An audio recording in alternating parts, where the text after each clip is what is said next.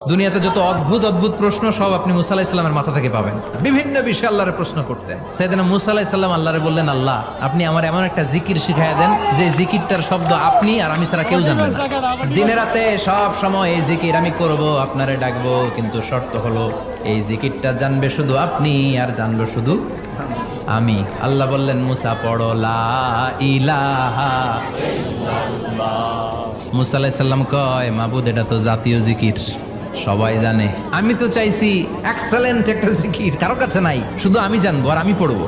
আল্লাহ বললেন, মুসা এই লা ইলাহাকে যদি এক পাল্লায় রেখে দাও, তামাম বিশ্ব, সাত আকাশ, সাত জমিনটারে তুলে যদি তুমি আরেক পাল্লায় রেখে দাও, লা রাজাহাত কাফাতু লা ইলাহা ইল্লাল্লাহ, মুহূর্তের মধ্যে লা ইলাহার পাল্লা ভারী হয়ে যাবে। ও মুসা, তুমি যতই এক্সক্লুসিভ জিকির চাও, লা ইলাহার চেয়ে দামি জিকির আমার কাছে নাই।